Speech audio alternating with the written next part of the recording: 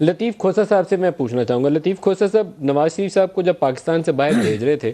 تو ایک سٹیج کے اوپر اتنے ہاتھ پاؤں پھول گئے تھے کہ انہوں نے کہا کہ چیف منسٹر کا ہیلی کاپٹر بھی کھڑا ہے، جہاں علاج کروانا چاہیں فوری طور پر ہر سہولت دیں گے۔ اب لگتا یہ ہے کہ ان کا خیال یہ ہے کہ نواز شریف ہوٹل میں بیٹھ کے کھانا کھا رہے تھے، وہ بڑے اچھے بھلے ہیں، نون لیگ کا وہاں اجلاس بھی کیا ہے جہاں پر انکنڈیشنل سپورٹ کا فیصلہ ہوا تھا، تو یہ تو سب کچھ ٹھیک ہے، وہاں بیٹھ کے کوئی ڈیل ویل کی باتیں چل رہی ہیں، ان کو پکڑو، ان کی ضمانت کینسل کرو، واپس لاؤ، ان کو ٹھیک کرتے ہیں۔ تو آپ کو کیا لگتا ہے، کیا ریالٹی کیا ہو رہا ہے؟ دیکھیں ڈاکٹر صاحب، بہت میں سمجھتا ہوں یہ افسوسناک بات ہے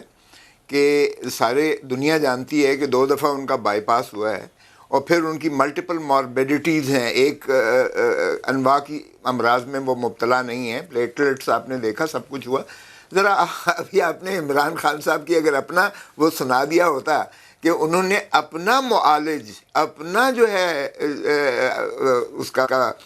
معالج بھیجا تھا، اور اس کی تصدیقی رپورٹ کی بنیاد پر عمران خان صاحب نے خود کیا کہا تھا اس کے بارے میں وہ بھی ذرا سنوا دیجئے گا، کیونکہ بیمار وہ دیکھیے جینوئنلی بیمار ہیں، اس میں کوئی دو آرا ہے نہیں ہے، اور بیماری پر سیاست نہیں کرنی چاہیے قطعاً۔ دیکھیے زندگی ہے تو سبھی چیزیں ہیں، سزا جزا کا تو کانسیپٹ پھر ہے، آج یہ اس کیوں لیے ریئیکشن لائف کیوں آیا، ٹیکس اس کے کیا پریسیڈنس، محرکات ہیں؟ ہمارے آئین۔ پہلے تو اجلاس دی کہا کہ رحم آ گیا، تو آج پھر غصہ کیوں آ گیا؟ رحم ختم ہو گیا آج؟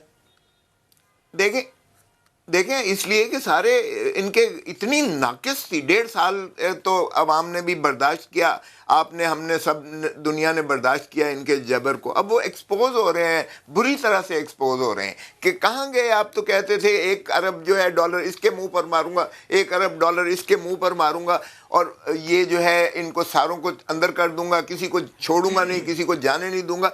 سبھی، نہ تو ایک دھیلا آیا اور نہ ہی ایک بھی اندر نہیں رہا ہے، سبھی ایک ایک کر کے آپ نے دیکھا باہر آ رہے ہیں۔ اور جو آبزرویشنز جو عدالت عظمیٰ کی اور عدالت عالیہ کی، اگر وہ آبزرویشنز آپ دیکھ لیں، اور جو آرڈرز بیل کے آئے ہیں ان سکسیشن آئے ہیں، تو اس پر بھی اگر آپ دیکھیں تو آپ کو اندازہ ہو جائے گا کہ کتنے ناقص اور کتنے بوگس کیسز بنائے گئے ہیں، جس میں کوئی شواہد نہیں ہے سوائے اس کے کہ